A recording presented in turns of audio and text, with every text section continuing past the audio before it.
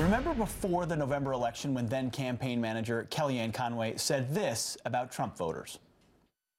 The undercover Trump voter that I've been talking about under heavy assault for months it's a multidimensional factor here. People just don't want to tell other people they're voting for Trump. They're just tired of arguing with family, friends, and colleagues about it. The undercover Trump voter. Well, we know what happened next. Those supporters came out in full force, handing President Trump his win. And our next guest helped find those hidden voters in the Midwest and says the trend is back, this time changing the way that we think about the president's approval ratings. Joining us now is former pollster for the Trump campaign, Adam Geller. Adam, good to have you here this morning.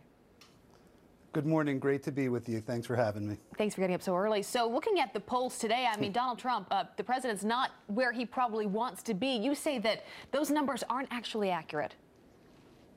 Yeah, those numbers aren't actually accurate. And Kellyanne Conway was exactly right. She referred to the undercover Trump voter. And why? Because, look, you know, no candidate in the history of political campaigns was attacked like he was. Now, as sitting president, the media, the mainstream media, late night comics continue to just hammer him. And, you know, I've said that the mainstream media is basically the communications arm of the DNC. Sure. But what the result of that is that there are a segment of voters who just don't want to say that they approve of him, just like they didn't want to say that they're going to vote for him. Well, while you were speaking, we put up a graphic that showed the approve, disapprove of President Trump recently at 42 approve, 51 disapprove. We want to put up your poll, a poll you did more recently, where you asked the question, do you approve or disapprove of the way President Donald Trump is handling his job? You found it to be even. Right. 46-46, same time frame. But then you dug a little bit deeper, and when you dig deeper, what else do you find? Well, so this is critical.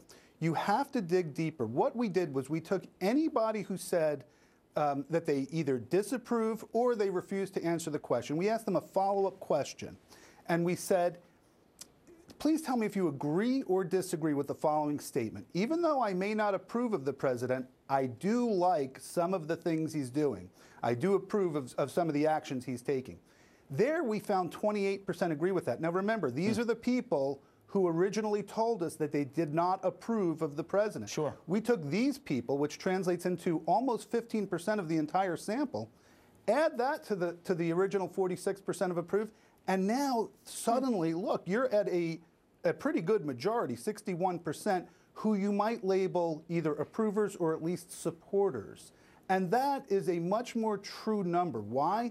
Look, some people just don't want the hassle. Sure. They don't want to be called names. They don't want to be called deplorable. Some people don't mind, right, but some people don't want to be called deplorable. So you have to dig a little bit deeper and get into their heads. We live in a new time, different world. We got to ask new questions. Well, it's such an important point. It means the resistance isn't some over 50% thing. It's a much smaller number, and there's a lot more open support to the policies of the president. Very interesting. Yeah. You got it right once. 100%. I bet you're a lot closer to right now than people think. Thank you so much. I'm going to have you here this morning. Thank you. Thanks, Adam. Appreciate it. Great to be here. You got it. Well, still to come, the mother of all shows. Is that what we're calling today? The mother of all shows. Governor Mike Huckabee, Dr. Sebastian Gorka here live on set, and Kellyanne Conway, and many, many more. But first, one conservative columnist firing back after she was forced to choose between her First and Second Amendment rights. Don't you get both? Thought so.